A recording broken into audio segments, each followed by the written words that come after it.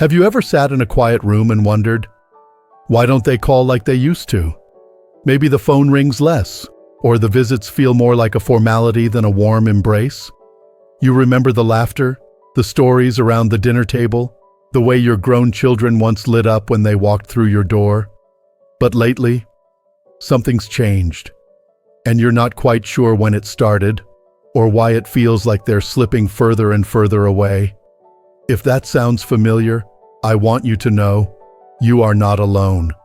So many parents reach a certain age and find themselves facing an invisible wall between them and the very people they love most. And it's heartbreaking, because your love hasn't gone anywhere. If anything, it's only grown stronger. But somehow, despite the best of intentions, the connection starts to fray. And here's the hard truth. Sometimes, we're unknowingly the ones pulling at the thread. Now, before you get discouraged, I want to reassure you. This isn't about blame. This is about awareness and hope. Because once you know what to look out for and how to change course, you can rebuild that closeness, even strengthen it in ways you never imagined. So today, we're talking about 3 common habits that cause adult children to quietly pull away. These habits are subtle. They come from love, concern, maybe even tradition. But they can send the wrong message, one that says, I don't trust you. I don't see you. I need to control you. And that message, even when it's unintentional, can push your children to retreat behind polite smiles and vague excuses. But don't worry, we're not stopping at the problem. I'll also show you how to gently let go of these habits and replace them with new ones that bring warmth, trust, and joy back into your relationship. Let's begin with the first habit, one that sneaks in when you least expect it: uninvited criticism. You know how it goes. The family's over for Sunday dinner, you're beaming with pride as the grandkids tumble through the door, and before the potatoes hit the table, you're pointing out that little Emma should really cut down on screen time, or that Josh didn't finish his vegetables again. You think you're being helpful, loving even. After all, who's going to tell them the truth if you don't? But to them, it doesn't feel like love. It feels like judgment. Like you don't approve of how they're raising their kids, or living their lives, or taking care of their health. And while your words may be wise, deeply rooted in experience, what they hear is, you're not doing it right. So next time, they find a reason not to stay quite as long. Or not to come at all. It's not about being wrong, it's about being heard. And that starts with curiosity. Imagine this instead. The kids are at the table, passing the gravy, and instead of jumping in with a correction, you smile and say, "So how did you come up with your meal plan for the little ones?" Just a question. No angle. No hidden advice. You ask because you want to understand, not fix. And when they answer, you listen. You nod. You ask a follow-up. And you watch as their guard melts, because now you're not on opposite sides. You're on the same team. You're not the critic. You're the co-pilot. Let's talk about the second habit, one that comes from nostalgia, but can quietly close the door to connection. I'm talking about living in the past. Now don't get me wrong. Your stories matter. That time you danced until midnight in a 1967 jazz club or drove across the country with $10 in your pocket, that's gold. It's history. It's legacy. But when every conversation starts and ends with your stories, it leaves little room for theirs. And adult children, even though they still crave your love, need to feel seen in the present. They need you to know who they are now, not just who you remember them to be. So the next time you feel a story bubbling up, maybe about your first boss or your army days, go ahead, share it. Keep it short, keep it vivid. Then pause and say, "But that's enough about me. What's been the best part of your week?" Let the spotlight shift. Let them take the mic. You'll be surprised at what comes out. Maybe it's a challenge they've been carrying alone, or a small win they didn't think anyone cared about. And when they see that you're not just waiting for your turn to talk, but truly listening, the kind of listening that says, I'm still interested in you. I'm still learning you. That builds a bridge stronger than any story ever could. Because here's the truth. You already know how to share. You've spent a lifetime doing it, from bedtime stories to life lessons. Now it's about creating space for new voices, new stories, and new memories to be made. These first two habits, unsolicited criticism and clinging to the past, they don't come from malice. They come from love. From wanting to protect, to stay connected, to feel valued. But when love is expressed in ways that feel like control or nostalgia overload, it sends a different signal. One that says, I haven't updated my view of you. I'm not fully with you right now. But the beautiful thing is, it only takes small shifts, little moments of choosing curiosity over correction, presence over memory, to begin rewriting the script. And as we go forward, we'll look at another habit that often creeps in without us realizing it, one that feels like love but can come across as smothering. Let's keep going. There's something tender about how we care for the people we love, isn't there? Especially our children, even when they're grown, with lives and families of their own. It's almost instinctual, that urge to check in, to make sure they're okay, to offer advice or remind them of something we think they may have forgotten. After all, you spent decades making sure they were fed, safe, rested, on time, and on track. But as the years go by, there's one habit that often lingers, and without meaning to, it can become a wall instead of a bridge. That habit is hovering. It might look like calling first thing in the morning and again after dinner. It might sound like, did you eat something healthy today? Or, don't forget to send that thank you note. It might feel like love from your side, and truthfully, that's what it is. But to your adult child, it can sound like, you don't trust that I can manage my own life. You're not trying to be overbearing. You're trying to stay close. But closeness doesn't come from presence alone. It comes from the kind of presence that says, I respect you, I trust you, and I'm here without smothering you. Let me tell you about Linda in Des Moines. Linda was the queen of checking in. 3 times a day she'd call her daughter. Just quick calls, she'd say. But each time she'd ask about work, remind her to budget better, offer ideas on how to handle the kids.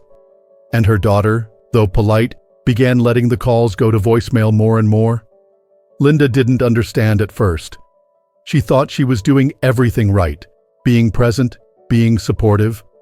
But it wasn't until she shifted from checking in constantly to creating one intentional check-in each week that things changed. Now, she and her daughter do what they call Sunday stories. Just 30 minutes every week where they share a bit about their highs and lows. No reminders, no advice unless asked, just connection. And now, her daughter texts her midweek, excited for their Sunday chat. That's the magic of giving space and offering connection, not control. If you're finding yourself tempted to reach out 5 or 6 times a day, ask yourself this. Is this something they really need from me, or is this something I need for myself? Because sometimes, it's not about them needing help. It's about us needing reassurance that we still matter. And here's the truth. You do matter. Deeply. Not because you remind them to pay the electric bill or check their tires, but because you're a source of warmth, strength, and love in their life. You're their history, their heart, their safe place. That doesn't go away when you stop hovering. If anything, it shines brighter. Now you might be thinking, okay, if I don't call as much, and I stop correcting them, and I don't tell my stories as often, how do I stay close? What do I do instead? And I'm so glad you asked. Because this isn't about pulling away from them. It's about drawing them in. Gently, joyfully, in a way that makes them want to share more, not less. One of the most powerful ways to do that is through encouragement.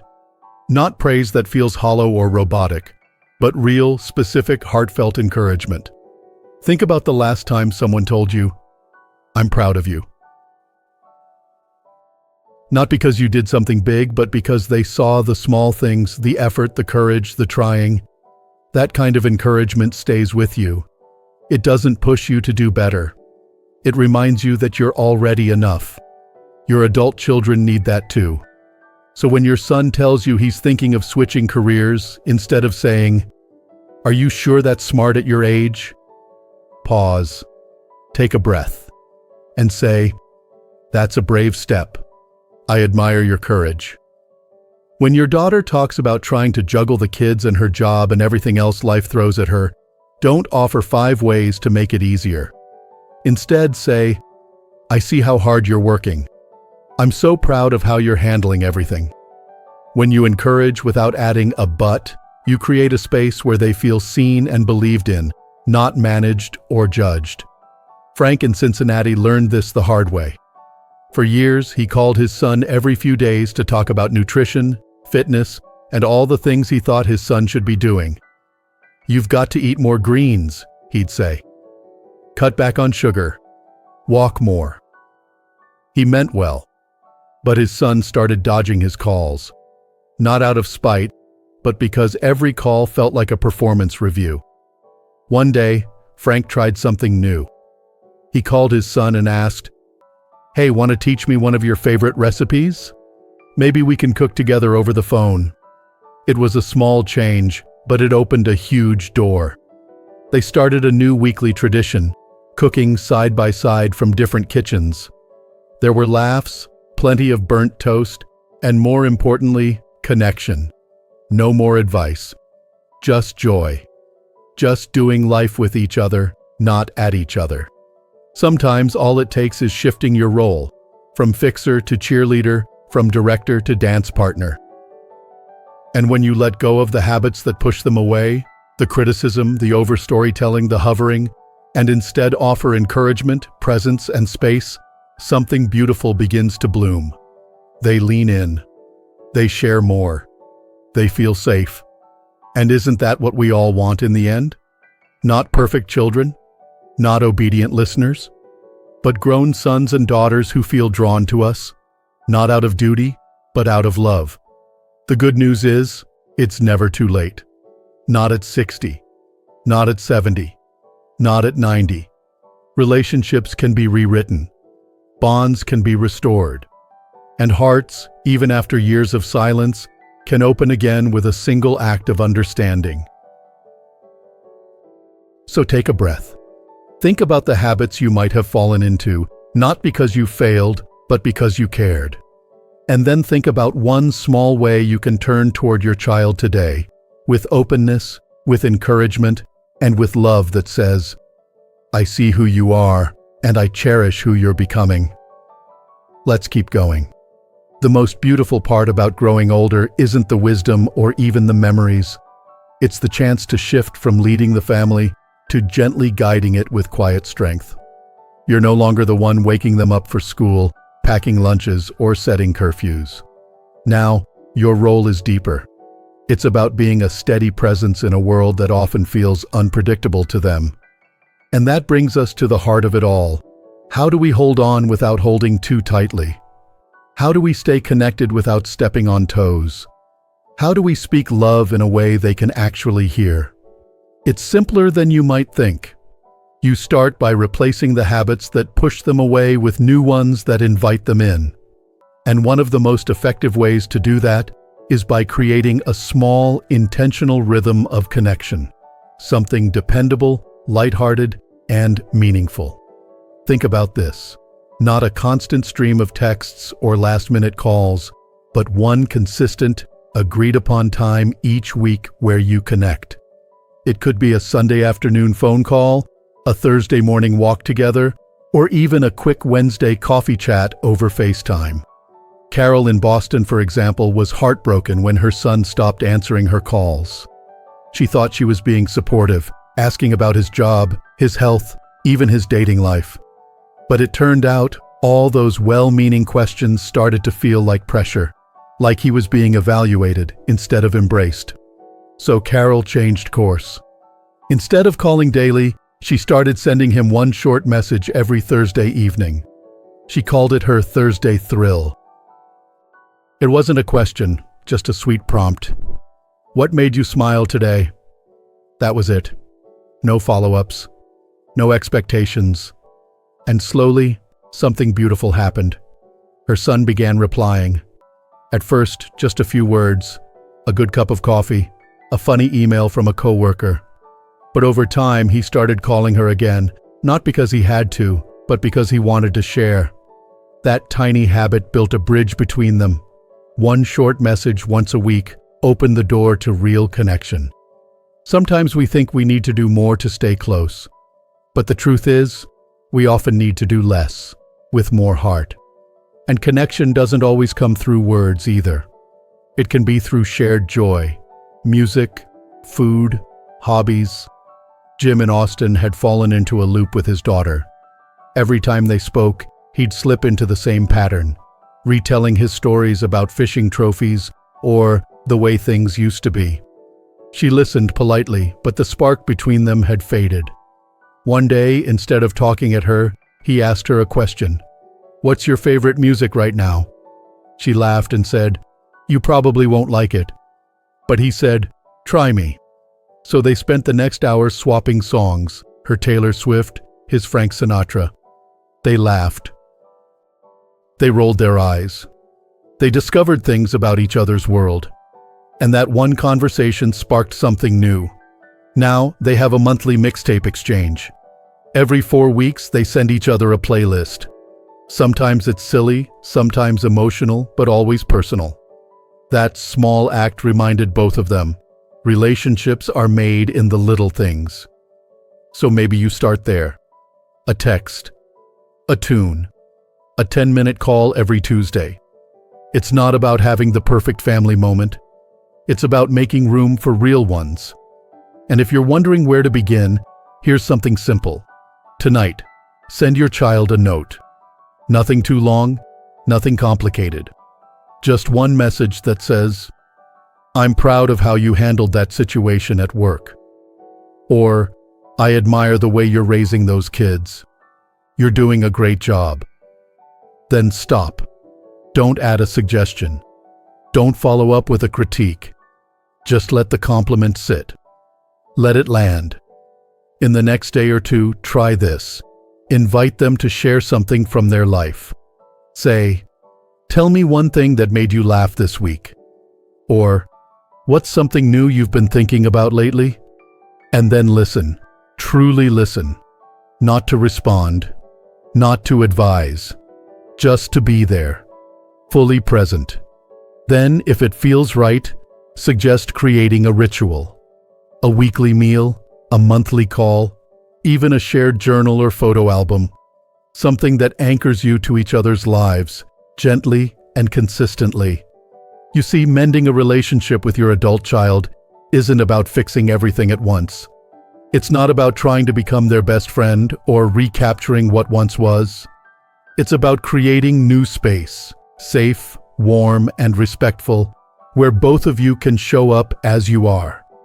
And if you're still holding on to guilt, for things said in the past, for time lost, for distance that's grown, I want you to take a breath and hear this. You can't rewrite yesterday. But you can write today's page and tomorrow's too. You are not too late. Your voice still matters. Your presence still matters. And your ability to grow, to shift, to love with open hands, that's what will bring them back to you. So let's make a gentle promise to ourselves. A promise to lead with kindness, to speak with encouragement, to listen with patience, to swap old habits for ones that spark connection instead of closing it off. And if you've already tried these things and the door still feels closed, don't lose heart. Sometimes it takes time. Sometimes our children need to feel the change not just once, but over and over before they can believe it. So keep showing up, keep reaching out with quiet grace, keep leaving the light on, because love, when it's patient and steady, has a way of drawing people home. If any part of this message spoke to you, I invite you to share your story in the comments. Let us know, what's one habit you're working to change? Or what's one small ritual that's helped you reconnect with your family? And if you found value here, Don't forget to give this video a like and subscribe to the channel for more heart-to-heart conversations like this one. There's so much more we'll explore together. Until next time, take good care of your heart, your memories, and your hope. You've still got so much love to give, and the best family moments may be just around the corner. Here's to living your best life, with open hands and a full heart, at any age.